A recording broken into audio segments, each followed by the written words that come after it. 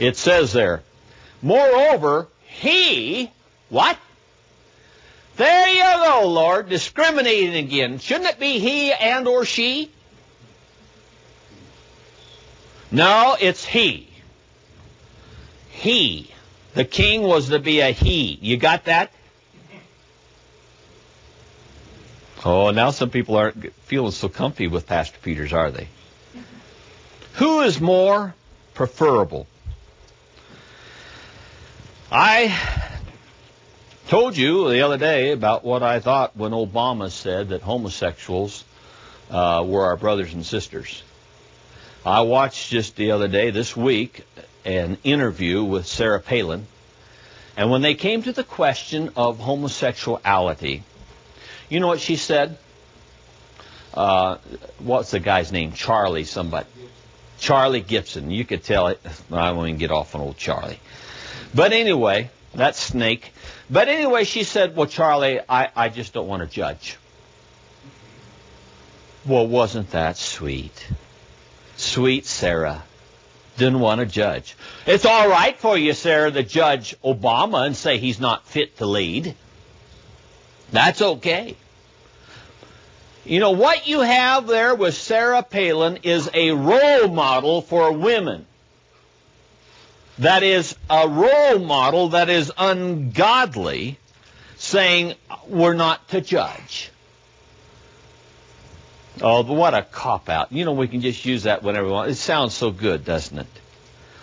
Sarah's is Satan's attempted coup against the Jezebel series, as far as I'm concerned. Jeremiah 3:2 is where we're going to go next. But she's pretty, articulate, athletic, gun owner, anti-abortion. She's a beautiful role model of a woman that is out of order.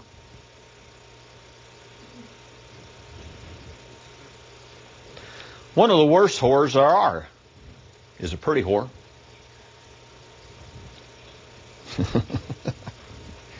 I love this job. They hate me.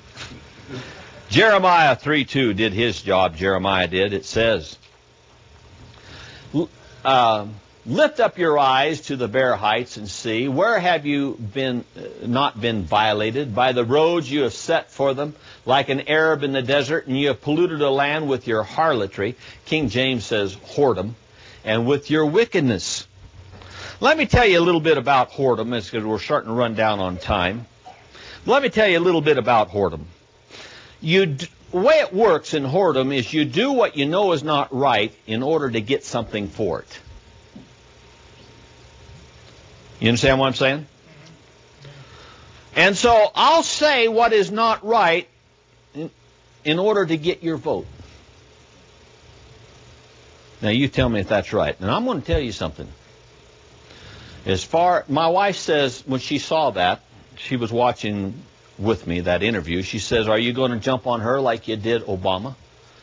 I said, no way. She's a lot prettier than Obama. If I didn't come down as hard or harder on that whore Sarah Palin as I did Obama, God would hold me responsible as a respecter of persons. And in my opinion, Obama is more acceptable. How can you say that? Sarah Palin's hot. No, she ain't hot. Well, she's cool. Now, you got that right.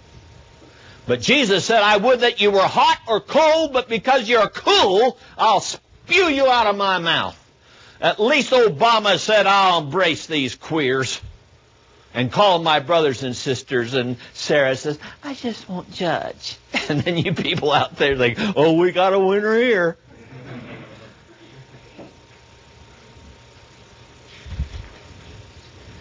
Got time for the mailbag. Oh, I couldn't cover, I would cover a lot of these things when I get on the air. This one says, Pastor, God said I'm created for his glory and she's created for mine. I don't need a barking bitch biting at my heels. I'd say he's a little bitter. You got to honor your wives. This one says,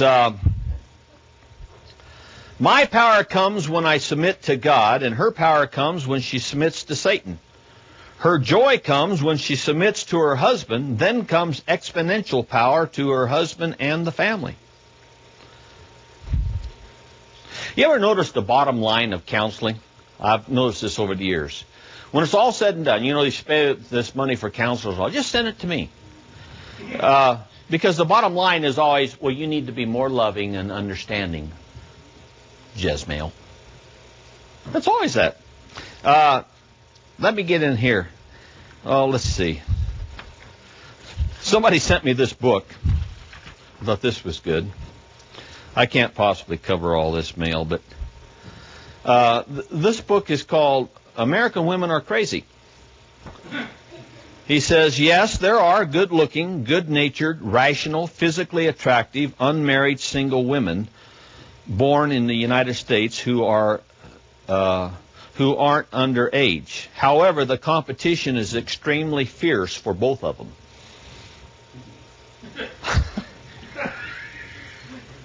I'll let that sink in a little bit. He says, American women are crazy. They try to act like men. They walk like horses. Many of them look like pigs. The one who appears physically attractive can most charitably be described as head cases. The things they do to themselves, abortion, birth control pills, antidepressants, and the like, more often than not render them clinically insane. Even if they aren't chemicalizing themselves into insanity or gorging themselves on fast food into obesity, the odds are they're still crazy. The whole society is saturated with the nonsense that women are men, only with different plumbing, and that they can and should be able to do anything a man can do. For a man who wants a real woman, who acts like a real woman, you have three choices. One, find a woman in one of your 50 states who is sure to turn out to be a fruitcake. May your chains rest lightly upon you. Two, obtain one from overseas where women are still raised and taught to act like women.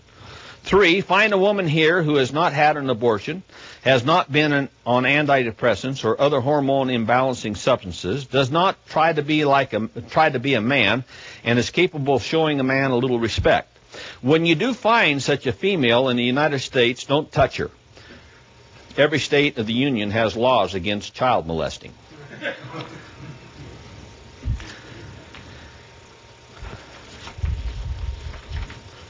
All right, let me get to a letter here. See if I can find it.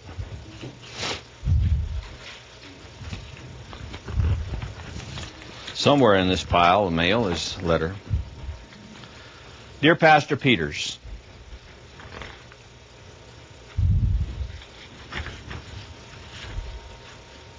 boy, I better move on. I see time's getting away on me. Dear Pastor Peters, I'm not a member of your church. Hopefully soon I will be. But I'm familiar with you and have watched DVD Church many times.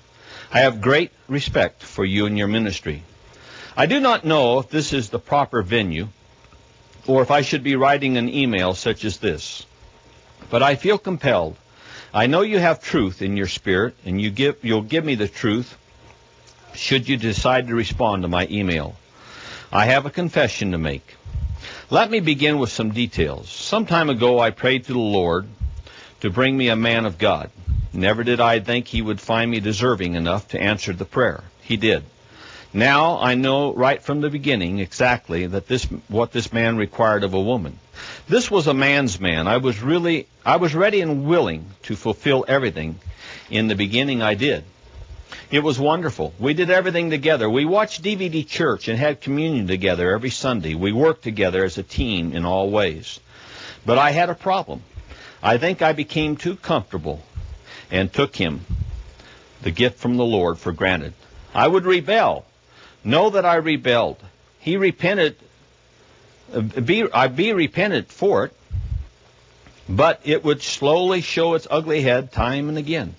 I was challenging him, and after a while, this man, after many times of forgiving me, just had to draw a line. We are no longer together, and I understand why. Now I am alone with knowing that I did not cherish the gift that the Lord granted me.